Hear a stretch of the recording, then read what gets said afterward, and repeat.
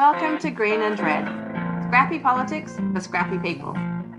A regular podcast on radical, environmental and anti-capitalist politics. Brought to you by Bob Bazanko and Scott Parkin. Silky smooth sounds of the Green and Red podcast. I'm your co-host, Scott Parkin, in Berkeley, California, in the midst of our 12th atmospheric river. And as always, I am joined by Bob Bazanko. I'm in Houston at Happy Spring. Yep.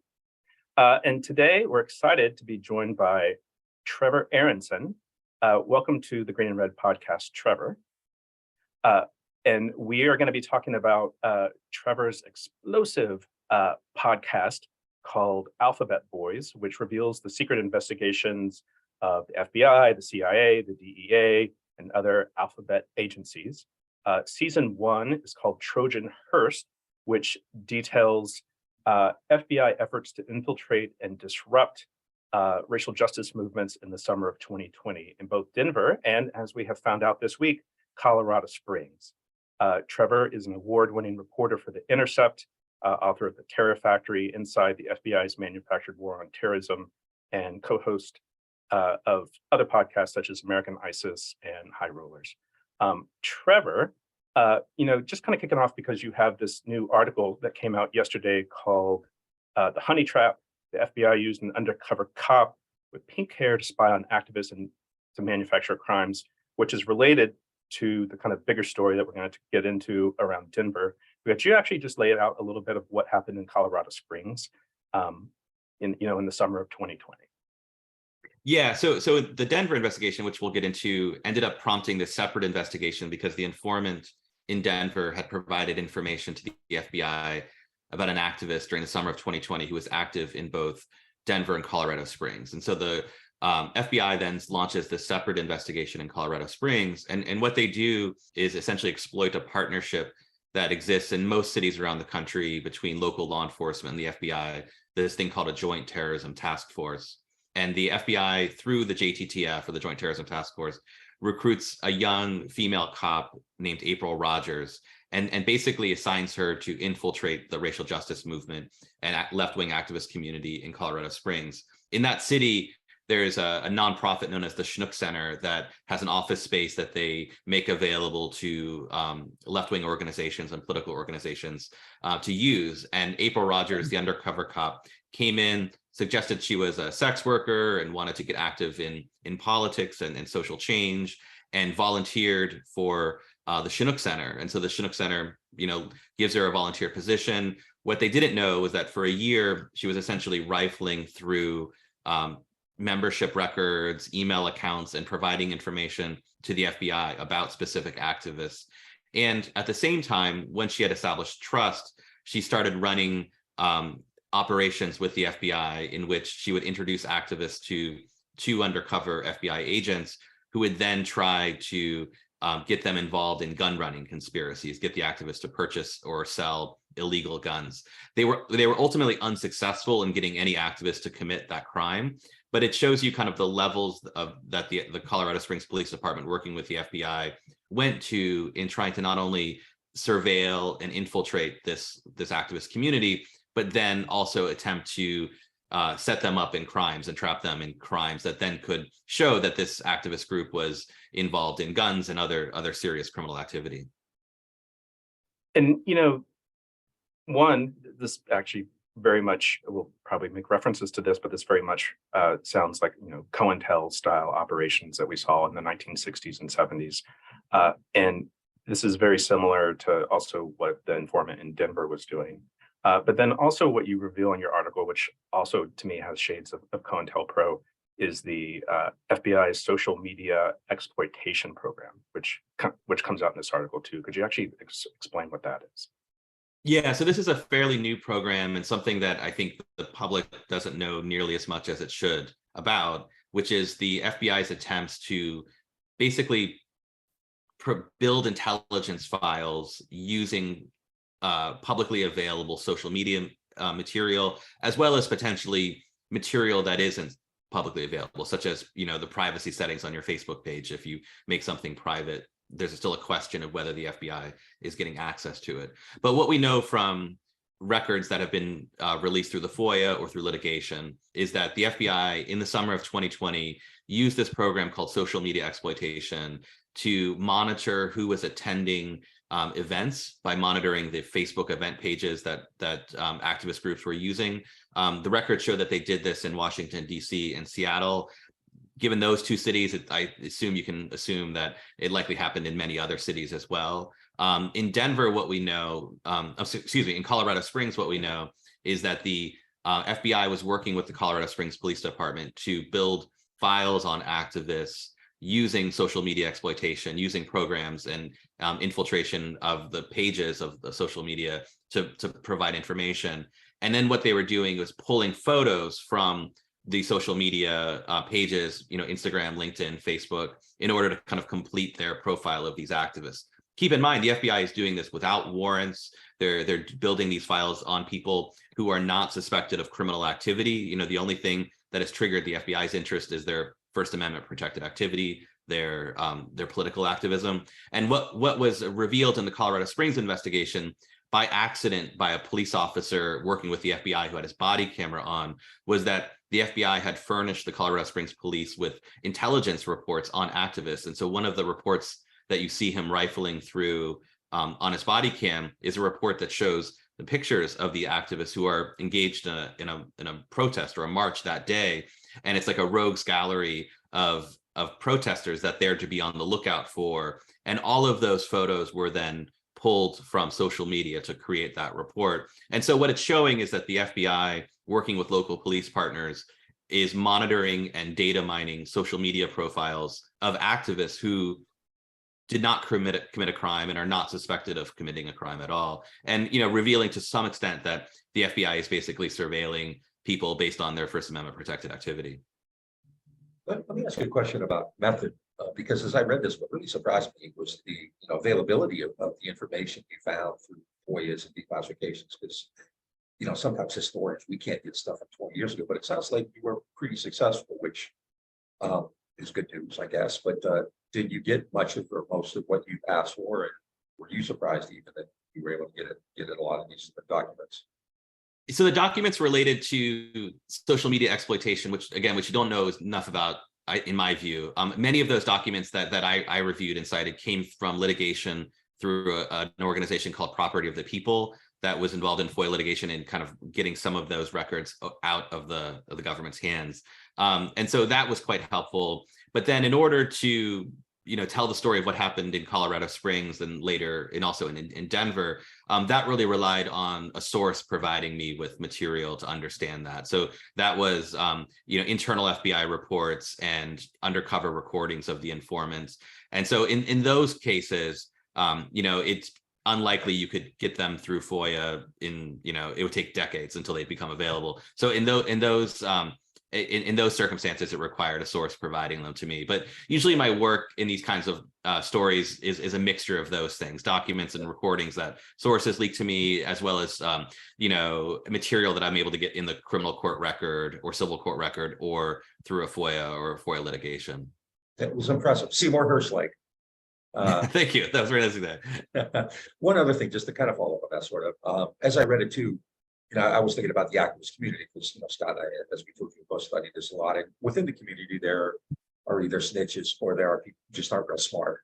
And I didn't get a sense from what you wrote that these people actually got a lot of good stuff. Now, it could just be that the people there weren't really doing anything worth noting. But were there people within the activist community who were kind of leery of what was going on, kind of had some reservation, we're trying to be careful, warning others to be careful? In the Denver case, that was true. In the Colorado Springs case, it wasn't as true, in part because there was more of an organization in Colorado Springs. The Chinook Center it works as kind of an umbrella organization, and I think they were trusting in a sense that when April Rogers, the undercover cop, came in, they weren't immediately suspicious of her. And I think this is where it gets at the challenge that I think a lot of activist groups have now, as they did back in the 1960s, which is how can you kind of be vigilant against infiltrators while at the same time not doing the government's work by essentially snitch jacketing or bad jacketing all of your fellow activists, right? And I think that in part is where that conflict somewhat benefits the government, because I think in Colorado Springs there was a willingness to accept people and not assume that they're infiltrators, which is a good thing. But then how you balance that, I think, is the real challenge. But it wasn't until in the Colorado Springs case, what ended up happening to reveal that there was an informant was that a police officer in a body cam video, the same one who was rifling through the intelligence report, makes a comment, on Livewire, about informants and undercovers being in the march, and then he describes the undercover, and that's what triggers the activists to then realize that they've been spied on by the community. Again, kind of a Keystone Cops moment that just shows that what the FBI was doing. No, fortunately, the hot mic moment. Yeah, Right. fortunately, as you study this, that's actually to our advantage, because I think people have this idea that these people, even at the highest levels of the FBI, are really good at what they do, and in fact, a lot of Keystone Cops is a great description. So yeah, and actually, and with the larger kind of Alphabet series, Alphabet Boys series that we're doing, that's really what we're trying to do as well, is kind of like lean into some of the absurdity and humor that is in these cases, in the way that the cops just, obviously, if you look at pop culture, through the last few decades, the FBI is consistently portrayed as this very professionalized, perfect agency, and in many cases, having looked at cases over the last 15 years, it's amazing kind of how much there's a Keystone Cops aspect to a lot of their investigations. My other question on Colorado Springs is that we recently had this mass shooting at a gay club at Club Q, where the FBI had talked to the shooter, but there didn't seem like there was a deep investigation, where the Colorado Springs office actually spent a lot of their time doing, going after the left, infiltrating left groups. And I'm going to guess they spent a lot of resources on that, like financial and time, staff time, whatever. And I'm kind of curious, like, if you could just kind of comment on that, like why are we seeing such a focus on left-wing protest groups versus people who run neo-Nazi websites talking about mass shooting? Yeah, I think that was one of the striking things that came out of the Colorado Springs case, which is that as they were investigating and trying to set up these left-wing activists and gun running conspiracies, ultimately unsuccessfully, they were given a tip that this man who would later shoot up the nightclub in Colorado Springs, was building a bomb, was making threats against his family, and they investigated that person and then promptly dropped that investigation in less than a month. And I think this gets at kind of the internal biases within the FBI, as well as their perceptions of threats. One of the contextual things I think is important is that after 9/11, the FBI was given this power known as an assessment, which allows them to investigate people without a predicate if they can articulate that it's for national security reasons. And so the reason for this power was meant to be in the immediate years after 9/11, if someone called in the FBI and said, hey, my neighbor's building a bomb, that wouldn't normally be enough to launch an investigation, but out of concerns of terrorism, they wanted to give the FBI that flexibility to investigate that kind of tip. And what that has transformed into over the last 20 years is the FBI using this power in ways to investigate all sorts of people, but then having to make very quick judgment calls of whether to continue the investigation. And what we see is that there appears to be, at least in this case as in others, a bias toward investigating left-wing activists rather than a right-wing person. So the person in Colorado Springs ran a neo-Nazi website, was accused of building a bomb, was making threats to his family, and they dropped that. And at the same time, they then continued for more than a year this investigation in Colorado Springs of these activists. And to me, I think it just gets at the internal biases within the FBI. I mean, the irony, I think, in this moment is you have Jim Jordan in Washington now holding this subcommittee where he's trying to build this narrative that the FBI is internally and inherently biased toward against right-wing actors and going after them specifically, when that just isn't true at all. And in fact, if you look at the history of prosecutions just in the post 9/11 era, you see many cases where the FBI and the Justice Department, going back to the Green Scare issue in the early 2000s to the hundreds of cases targeting Muslims after 9/11, those types of cases are far more common than cases targeting right-wingers. And then, in fact, when right-wing, far-right actors are investigated and prosecuted by the Justice Department, such as abortion clinic bombers, for example. Those assailants are usually charged with non-terrorism charges, whereas left-wing actors and Muslims are almost always charged with terrorism-related charges. And so there is this disparity, but this disparity is the opposite from what Jim Jordan and other Republicans are trying to create this narrative around. It's interesting. In one of the episodes around Denver, you talk actually about Maslow's Hammer, which is that the FBI sort of suffers from that because after 9/11, they were basically told to be a hammer. And so therefore everything was a nail to them in which they hammered. And I thought that was actually an interesting way of looking at how that internally their system is working.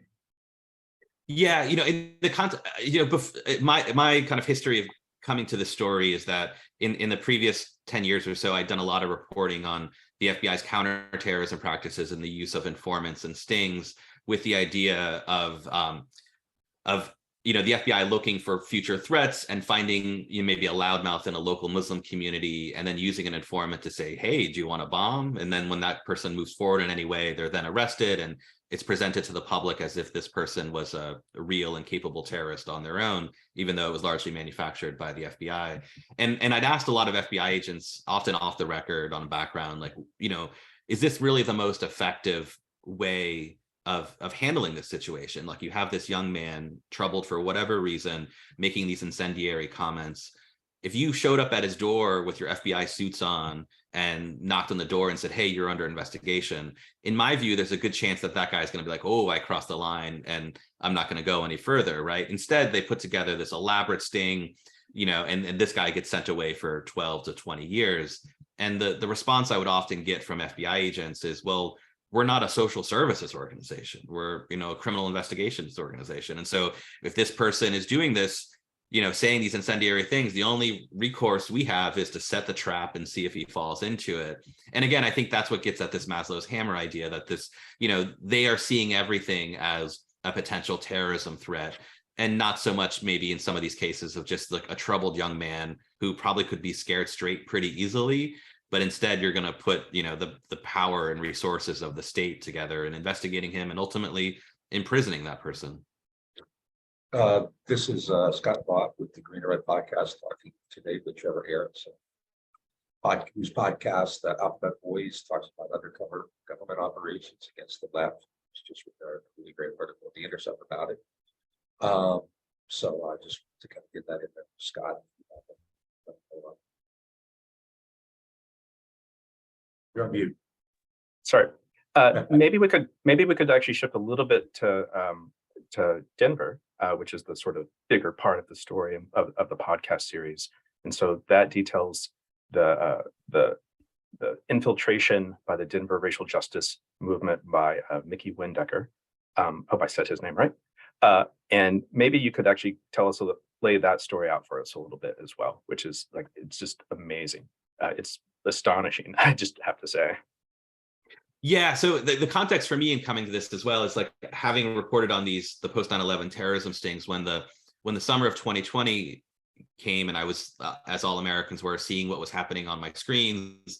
The context for me was that the FBI had this long history of using informants and sting operations in the counterterrorism context. And 3 years before, the FBI had defined Black political activism as so-called Black identity extremism, that there was a new form in the FBI's view of domestic terrorism. And so I remember seeing that summer thinking, that the FBI was predisposed to see this kind of demonstration, not just as a demonstration, but as something more sinister, and that they may choose to investigate it using these various powers that had been perfected and expanded in the post 9/11 era. And I looked for cases and examples of this. As you may recall, there were a number of things that happened that summer that were incredibly disturbing, right? DHS kidnapping people off the streets in Portland as just one example. And there really wasn't a full understanding of what the FBI was doing. And I was searching for that kind of answer, the window into that. And then a source was able to provide me with these internal records and undercover recordings in Denver. And what that showed was that the FBI had hired this man named Mickey Windecker, a violent felon with a history of convictions for sexual assault and menacing with a weapon. and had hired him to infiltrate the racial justice movement in Denver. And the reason that they'd hired him was that he had come to them and basically said, hey, I've been going to these protests and I'd heard several activists say things like, we need to burn the city down. Things that were incendiary, but nonetheless protected by free speech rights. And yet, and with that as the things only that they were basis saying, for the, things that they were being said publicly too. I mean, yeah, things that were being said publicly too. Yeah. And that the irony is that the irony too is that the main person that Mickey provided information on to begin with is this black activist named Zebedias or Zeb Hall. And he had said that Zeb said we need to burn the city down. Well, Zeb was on like live stream YouTube videos saying the exact same thing, right? Yeah. And so the idea that he was providing this like secret information to the FBI was just absurd. And so they nonetheless hire him to enter into the movement and as an activist. And what's striking as well is that Mickey wasn't the type of guy that you'd expect to see among the racial justice demonstrators. He was much older than the traditional demonstrator. He was pushing 50, but that I think more more surprisingly, this was a guy who dressed like a biker. He had tattoos all over his body. He wore like a Punisher necklace, and most striking, he drove a silver hearse that he had a bunch of guns in. And so he then shows up and kind of asserts himself as a guy who'd served in the French Foreign Legion and fought with the Peshmerga in Iraq, and I can show you guys how this is done. And that was his shtick, right? And I think a lot of people were, to answer a question that came up earlier, a lot of people in Denver were skeptical of that. We're like, who is this guy? But one of the things that I think Mickey did that was either accidental or was deliberate, but either way ended up being sophisticated in how it worked, was that he became an ally of a number of young and fairly naive activists with the Young Democratic Socialists of America. And I think a lot of the other activists who were skeptical of Mickey saw him hanging around these young activists, and they were like, oh, well, maybe he's okay. And that's, I think, how he was able to disarm a lot of the suspicion that otherwise someone like him would generate. Lots of interesting aspects come up, and you had kind of mentioned snitch jacketing or bad jacketing earlier, and that's actually a tactic that Mickey uses. There's a number of activists who are like probably older and more experienced. One's name is Trey Quinn, who's very skeptical and trying to sort of like kind of play a little bit of a cat and mouse game with Mickey, it seemed like. But then Mickey's response is to try and snitch jacket him with the other with the younger activists and probably other people in the movement. I'm wondering if you could just like comment on that to tell us a little bit about that. Yeah, so obviously, snitch jacketing, as the Church Committee report documented, was used to devastating effect against Black political movements in the 60s, the Black Panther Party in particular. And what we see Mickey do is once he is inside the movement, there were a number of people, including an organizer named Trey Quinn, who were quite suspicious of him. And Trey devises a kind of plan to figure out if Mickey is who he says he is. And so Trey goes up to him and asks him in all hypotheticals, like, this isn't really working, this peaceful protest stuff. What if we did more? Like, what if we, I don't know, burn down a neighborhood? What do you think would happen? And Mickey's like, oh yeah, I got a guy, we can get this done. Let me introduce you. And to Trey, that was just all he needed to know. Like, that meant this is the behavior of an informant. But Trey, getting at, I think, the challenge that a lot of activists have was really skeptical of snitch jacketing Mickey, because he wasn't sure. He suspected. So Trey's plan was just to kind of keep him close, but know in the back of his mind that this guy could be an informant. And Mickey started to realize that he'd fallen for Trey's trap, and that Trey had the potential to expose him. And Mickey is making thousands of dollars working for the FBI, and so if he's exposed as an informant, that payday ends. And so what Mickey does in order to protect his cover and also to protect his pay is he then starts telling the other activists that Trey's an informant, and claims that Trey came to him asking him if he wanted to blow up a white supremacist bar. None of that was true, but it was enough to make the other activists suspicious of Trey. It also didn't help that Trey had a previous felony conviction, and he'd been open about that. And Mickey was able to use that as to say, like, well, look, here's this felon talking about violence. He must be a snitch, right? Even though in reality, the opposite was true. Mickey was the felon talking about violence. But Mickey's snitch jacketing really has this devastating effect in Denver. the same way it had a devastating effect in the 60s, in that it sowed confusion among the activists, and a lot of the leaders who were quite effective ended up losing confidence among the other activists, and the other activists pulled away for fear that they were informants. And that's exactly what happened to Trey Quinn. And then what Mickey does is, once the snitch jacketing has created this kind of leadership vacuum, he then essentially fills it. And so by the end of August 2020, when a lot of the demonstrations around the country were becoming a little more violent, in Denver, it got very violent. And a lot of that had to do with Mickey in a leadership role, encouraging people to bring weapons, encouraging people to bring body armor, encouraging people to attack, police stations in Denver. And, I think what's so interesting is that, snitch jacketing was one of the most, sinister methods of the counterintelligence program. And, we then see it being used once again in the summer of 2020 against similar kind of racial justice groups. And so Mickey, is kind of motivating the crowds to escalating violence. There's protests at police stations. There's, I think at one of those, like, trees got set on fire, and there's a lot of clashes with police. A lot of activists are getting severely hurt by police responses with non-lethal weapons. And then Mickey also goes on a different track with two other people, Zeb and Bryce, where he's actually trying to encourage them to conspire to basically assassinate the Attorney General of Colorado. And could you actually tell us a little bit about that? Because it seems to be an important part of the story. For sure, yes. At least up until now, the kind of biggest part of the story. Yeah, so Mickey's methodology seemed to have two tracks. One was kind of a broad one, which was to encourage violence broadly. So, become a leader in the protest movement, encourage these demonstrations, which had up until then been largely peaceful, to become more violent. And we see the effects of that in the last week of August 2020. At the same time, what Mickey does is try to stitch together a plot, a really elaborate plot, to assassinate the Attorney General. And so what he does is he takes Zebediah Hall, the man he had initially reported to the FBI, and another man, Bryce Shelby, who had this reputation for these very incendiary speeches at demonstrations.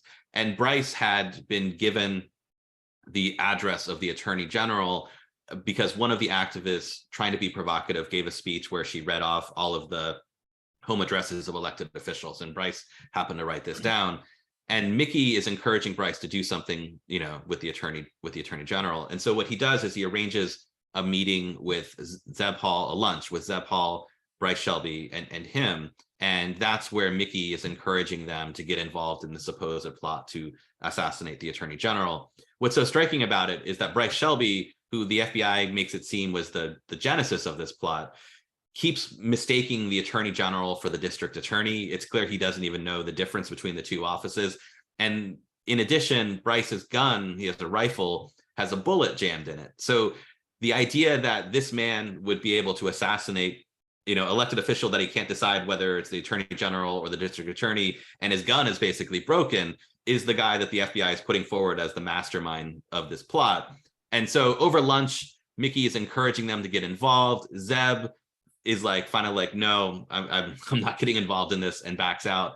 But Bryce, for reasons that he describes as being wanting to kind of see what's going on, decides to take another lunch with Mickey, where he's introduced to an undercover agent going by the name Red. And Red and he take a drive to the Attorney General's house, where they talk about maybe getting involved in an assassination plot. Bryce is very, very vague. And, finally, Bryce is kind of waffling, says maybe he needs to go travel, maybe he'll, do something later. And the undercover agent says, well, look, I think we could hire someone to get this done. It'd be like $500 or $600. And that's when Bryce was kind of smart enough to be like, no one's killing the Attorney General for $500, and realizes that there's something suspicious going on, and backs out. And ultimately, obviously, there's no plot to assassinate the Attorney General. Bryce is not even charged with a crime because he didn't cross that line. But it shows you that the FBI was really trying to engineer a plot that, were they successful, would have been the type of thing that would have made the national news, right? Like in the summer of 2020, as the Trump administration and right-wing media were really trumpeting this idea that Black Lives Matter and anti-fascist activists were potentially dangerous. Trump had even absurdly talked about making Antifa a terrorist organization. That if there was this plot announced of 2 Black activists attempting to assassinate Attorney General, it really would have fit into that whole narrative that they were trying to construct. And, I think it's interesting that you see the FBI essentially trying to construct that plot, ultimately unsuccessful, but reveals kind of the ambitions they had in, manufacturing these crimes that would fit this very specific narrative. And that, if I recall, I don't remember the exact timing of this, but this is also the period where a right-wing group is actually gets caught plotting to kidnap the governor of Michigan, Gretchen Whitmer, and there's also like a informant involved in that. Is that correct? Yeah, that arrest happened in October, and in the months before when this is happening is that as well. I mean, that plot had similar problems in the sense that there were questions of to what degree the FBI was leading that plot, and for that reason, you often see right-wing media really putting this up as an example of government abuses of right-wing groups.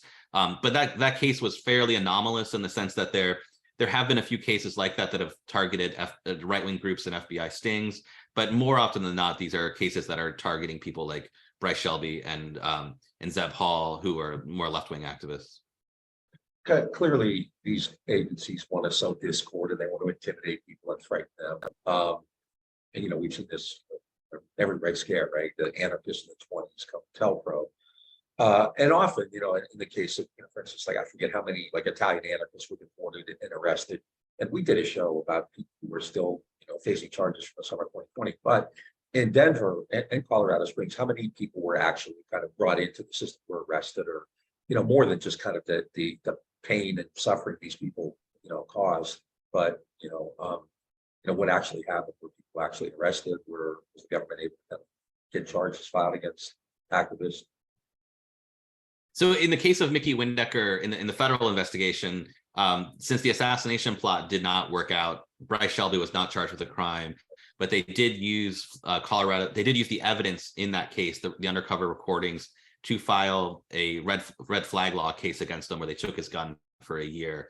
And then what happens in episode 9, which comes out next Tuesday, is we show how Mickey had basically pushed Zebediah Hall into purchasing a gun for him. So, Mickey had been unsuccessful in getting Zebediah Hall to move forward in this supposed plot to assassinate the Attorney General, but he asked Zeb to buy him a gun. And what Mickey did that was confusing for Zeb was that he had told him he was a felon, but at the same time, he had all of these guns in the back of his car. And so there was an ambiguity in Zeb's mind about whether Mickey was allowed to have a gun.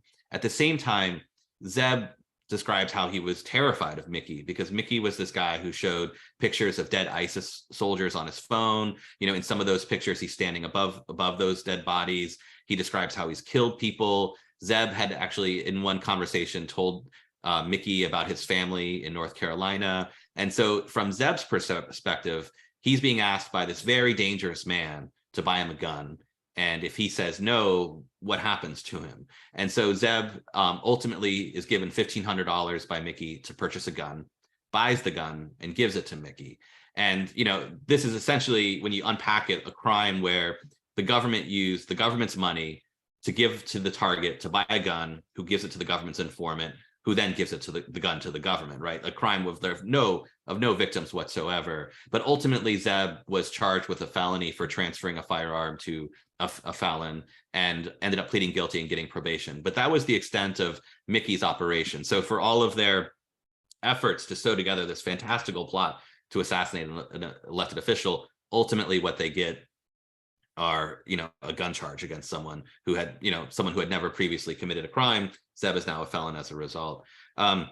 Separate from Mickey, in Denver, as in a number of cities, there were a host of arrests of people for their roles in protests. Many of those cases, as in others across the country, ended up being dropped.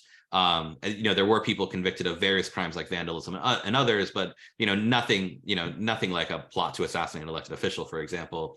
And then in Denver as well, I think it's important to note that Denver was the first city where a jury verdict was won against the city for conduct during the summer of 2020. A jury awarded $14 million to a group of protesters who were injured that last week in August 2020. The same week that Mickey was hyping up and encouraging protests to become more violent is the week that many of these protesters were injured by police, firing Kevlar-filled bags of lead. One woman had all of her teeth knocked out from a sting ball grenade that exploded right next to her. And so some really horrible violence that took place that Denver is now, essentially paying taxpayer money in civil liabilities for. And I think the question that we raise is, to what degree did the FBI's role with an informant play in escalating the violence that ultimately caused greater harm to protesters and police and resulted in this $14 million jury verdict. Has there been any civil suits filed against Mickey or the FBI and from that operation? Not that I'm aware of, not yet anyway. Yeah, there haven't been any suits against Mickey, but this is all fairly new. I mean, we just revealed this about a month ago, so certainly I think it's possible. And just a couple quick things on Mickey. In the end, he ended up getting paid about $20,000. Is that correct for this? So our payment records are incomplete. The payment records we do have reflect about a 2-month period in the late summer of 2020, and that's a little more than $20,000. But we do know that Mickey continued to work for the FBI through Zebediah Hall's arrest, which actually happens nearly a year later in July 2021. And so, just extrapolating out, it's not unreasonable to assume or conclude that Mickey was probably paid about $120,000 for the year, given the payment records that we do have, which is in line with FBI informants. FBI informants can make in excess of 6 figures a year if they're providing information to the FBI, and that really gets at kind of the rot at the core of the FBI's informant program, which is that these informants can make a lot of money, and they are then incentivized to essentially manufacture crimes or provide information that might be exaggerated in order to keep that money coming in. And there aren't a lot of safeguards in the system to prevent informants from running amok like that. You mentioned earlier, like Jim, go ahead. I was just going to say, and Mickey also kind of prided himself on being a professional informant too. It's like there's a lot of instances where he did this prior to the summer of 2020, like everything from like calling the police up every time he saw a crime in his neighborhood. Yeah, the earliest record that we have of Mickey cooperating is that when he was in Colorado prison in 2002 for a felony menacing with a weapon charge, he was approached by a prisoner to commit a murder, and instead of committing a murder, he ends up becoming a cooperating witness and getting favorable treatment as a result. And I think Mickey, as a lot of informants learned, you can make a lot of money being an informant, being a professional snitch. And the records we were able to obtain suggested that there was a longer history of Mickey providing information to police in order to make money, which again should have been a red flag for law enforcement, right? I mean, for the FBI, they portrayed Mickey's information about Zeb Hall, which instigated the investigation, as being some sort of volunteer concerned citizen, and that's why he came to the FBI. But the record on Mickey, very clearly suggests that his motivation would have been as much about money more than anything, and that should have given them concern about the veracity of the information he was providing. But of course that didn't. You mentioned earlier when Jim Jordan is attacking the FBI as being too woke, and the GOP has no problem unabashedly supporting these violent right-wing groups. Did these protests in Denver have any, not from the Democratic Party, but did they have any kind of local support, community support, faith-based groups or local political groups or anything like that? Or were they really kind of isolated and, propaganda had taken over? There were a lot of meetings.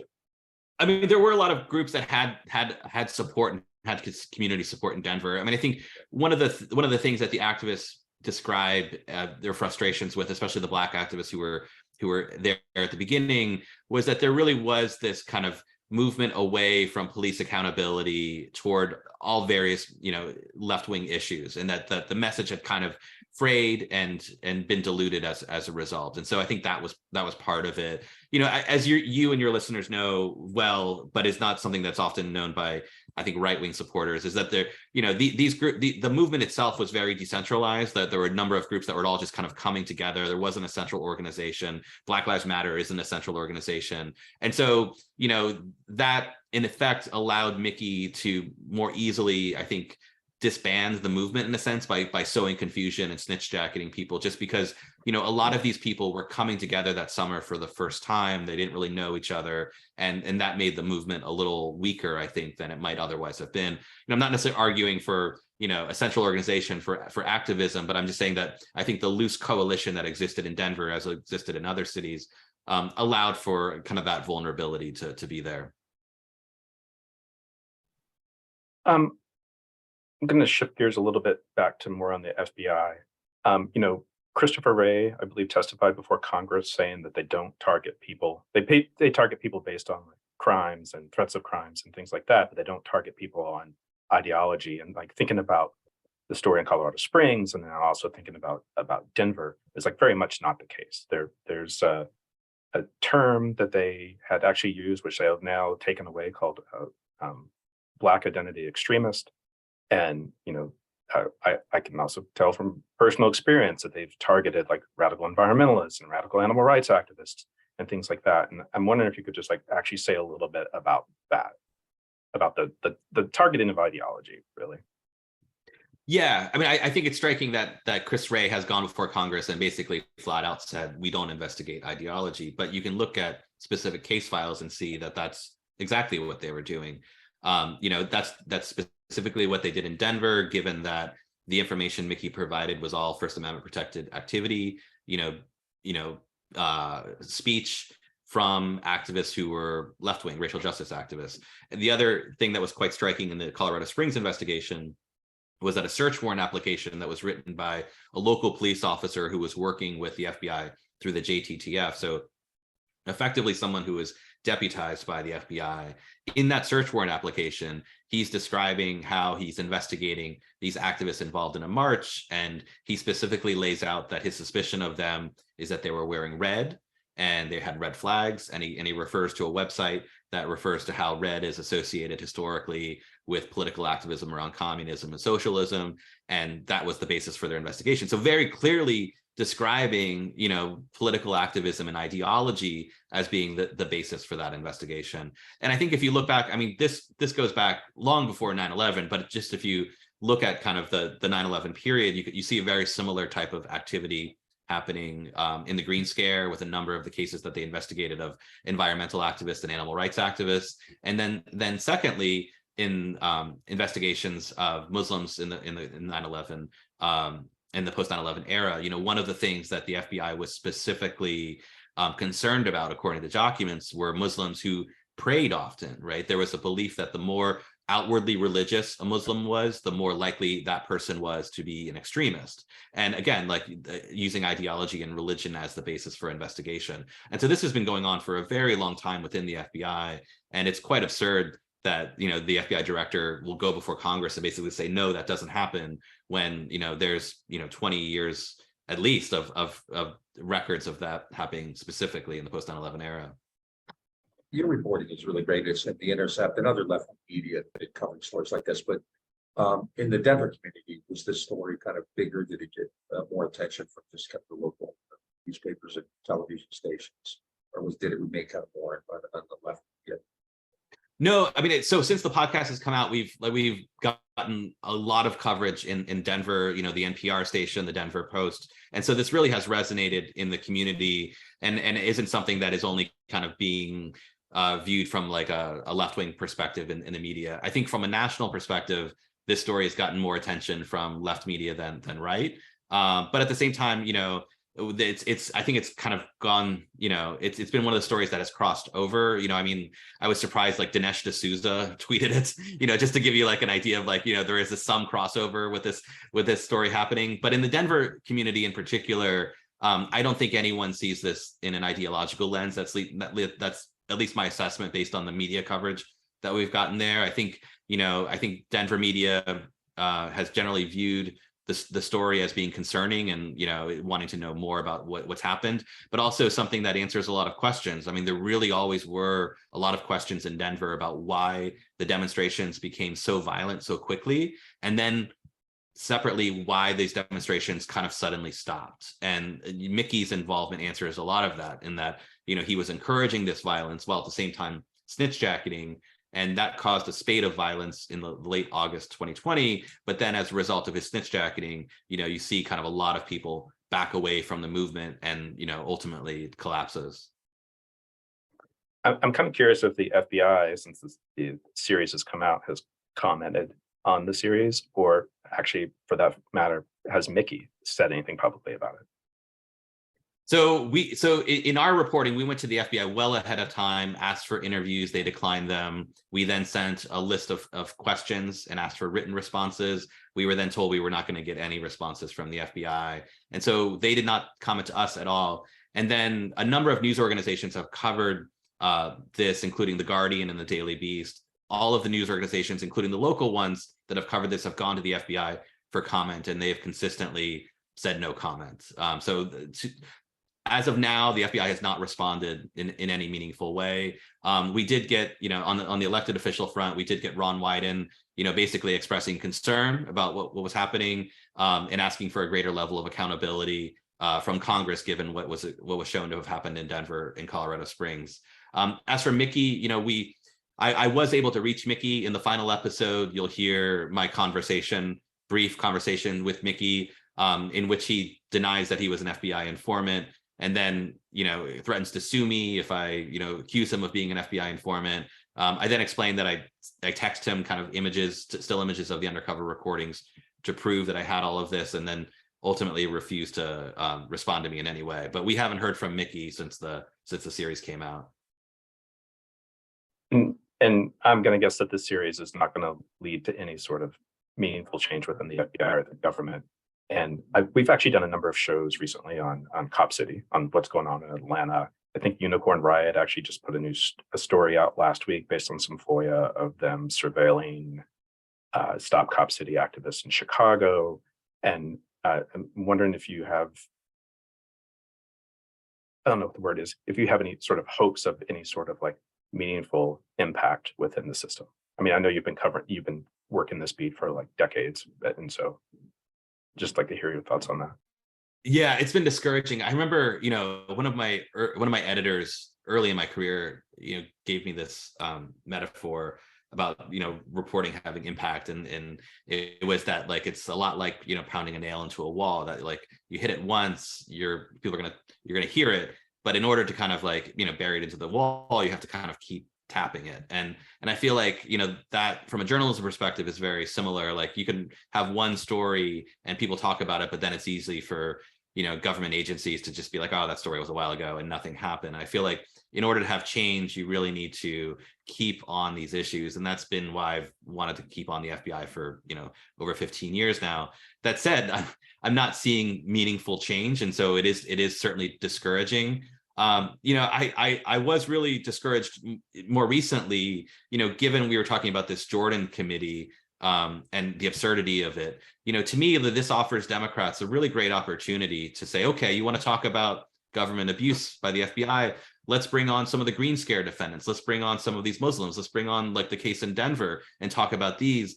But I think one of the weird things that's happened in the post-Trump era is that, traditionally, it was Democrats on the left that were more critical of federal law enforcement and the FBI. And then there was this strange shift that happened where, the enemy of my enemy is my friend, because the FBI is investigating Trump. Democrats, I think, have become more defensive of the organization. And what you see, what I've seen so far in Jordan's committee is apparently like the Democrats taking this position that, well, if the Republicans are attacking the FBI, we should probably defend the FBI. And I think it's ultimately a really feckless move, and it's something that is like not going to result in any meaningful change. And I think there was this opportunity for the Democrats to, use this committee to highlight some of the FBI's abuses, but they just chose not to do that. And in that way, it just makes me very discouraged about, any sort of reformations within the FBI. That's what I was getting at earlier. The GOP will defend the Muslim violent, overly violent right-wing groups, and people who rely on the Democratic Party as a counterweight. I mean, maybe during the church committee years, but really since then, they're not going to see that. And I think different kinds of strategies are need to be figured out, because you're not going to get any kind of support. I mean, AOC support had a military recruiting event the other so. Yeah, I mean, I mean, this is, and I think one of the issues that we have now is that, the reason that I think Denver was allowed to happen, obviously there's a lot of the talk around my reporting since it's come out is like, oh, there's a new COINTELPRO or COINTEL Pro 2.0. And it's not exactly that, because what ended up happening is that, in my view, you had all of these powers and authorities that were granted to the FBI in the post 9/11 era. And none of that received the level of oversight that it needed to. Those powers have persisted. The war on terror has largely waned. And yet the FBI has all these powers that it can use against other people, right? And this was when they were passing the Patriot Act. A number of critics of the Patriot Act, this is exactly what they said, that if you give the government this power to go after terrorists, it's not going to be too long before they use those powers against non-terrorists. And that's essentially what they did in Denver. And I think, it's just in large part a product of 20 years, or really more, but 20 years since 9/11 of the FBI not receiving adequate oversight from Congress, and still to this day not receiving the appropriate amount of oversight that its powers deserve. Another good example of that, not to bring it up again, but like the domestic terror laws that people are being charged with right now in Georgia around Stop Cop City. Actually, that legislation originated out of Dylan Bruce shooting of a black church in South Carolina. And it's civil libertarians at the time said this is going to be an issue for people on the left, more on the right in the future. And yet, Democrats went along with it in the Georgia state legislature. I mean, not that they have a lot of power there anyway. No, but I agree with you. There's this perception. And I think that, the challenge with terrorism from a government oversight perspective, and I think one of the reasons that we didn't see enough oversight of the FBI after 9/11 was that it's very difficult for elected officials to be critical of the FBI, because I think many of them fear they go back to their home district for re-election and their opponent can say, well, look at your local representative, he's weak on terrorism, right? And obviously this is a very nuanced argument, and it's something that is like hard to really have on cable news these days and hard to have on Twitter. And I think those kind of create a kind of perfect situation where the country's kind of ill-equipped to have politicians willing to deal with these kinds of issues. I think it was Matthew Dowd, who was Bush's speechwriter, said, once we get them using our language, we've won. And so whenever I hear liberals say, this is terrorism, that's like, you might want to backpedal on that, because, this is essentially what they've been using for decades now. For sure. I've listened to liberal, I live in Tampa, and there's a left-wing community radio station, and sometimes they'll refer to these politicians that are passing laws to restrict women's reproductive rights. They'll refer to them as terrorists, and I'm like, really shouldn't be using that language in that context, but you do see it in that way, right? And I think that's really been the troubling thing, is that we've really expanded terrorism powers and really what is the definition of terrorism, to such an extent that we've then kind of taken the war on terror and brought it home, right? The whole idea of the FBI defining Black political activists as so-called Black identity extremists and kind of labeling that a category of domestic terrorism is really a product of us just kind of bringing the war on terror home and seeing, our own fellow Americans not as fellow citizens, but as potential terrorists. I think we're approaching the end of our time, but I have one last question for you, which is season 1 is going to wrap up. You have 2 episodes left, I think, that haven't come out. What's in store for season 2 of Alphabet Boys, if you're able to say? Yeah, so we have a teaser for season 2 at the end of episode 10, and season 2 is a very different story. It's about the DEA's narco-terrorism stings, and so one of the things that the DEA has done very frequently in the last 15 years is use undercover informants to find people who are willing to buy and sell weapons or procure weapons for the FARC, which had until recently been designated as a foreign terrorist organization. And so this was really just the DEA kind of ginning up, cases in order to justify its funding. But in this particular case, it's a story of a former FBI informant who's approached by a DEA informant, not knowing that it's a DEA informant, it's a FARC agent, and he offers him an opportunity to get involved in this deal. And that FBI informant calls the CIA and reports the whole deal before it happens, and then moves forward in it, thinking he's working for the CIA, and is ultimately prosecuted. And so it's this really strange story that gets the DEA, the CIA, and the FBI all mixed up in a case where no actual crime was occurring. Everything was basically, manufactured by the government. And so in all this, so we're hoping, the idea of Alphabet Boys is each season tells a different story, but we really want each season to underline this question of like whether the FBI and other federal law enforcement agencies are catching real criminals, or whether they're basically creating them in these elaborate stings. Just want to thank you for joining us. Looking forward to season 2. Folks, you've been listening to Trevor Aaronson, award-winning investigative journalist for The Intercept, talking about his podcast series, The Alphabet Boys. If you haven't listened to it, definitely listen to it. You can find it on all of your podcast streaming platforms. And if you like what you're hearing, check us out on Facebook, Instagram, and Twitter. If you're watching this on YouTube, hit the subscribe button. If you want to make a donation, go to our website, greenredpodcast.org, and hit the support button, or become a patron at patreon.com/greenredpodcast. Trevor, it's been an amazing hour talking to you. Very excited to have this episode, and hopefully maybe we can come back around season 2. So thank you very much. Yeah, thanks for having me. Yep.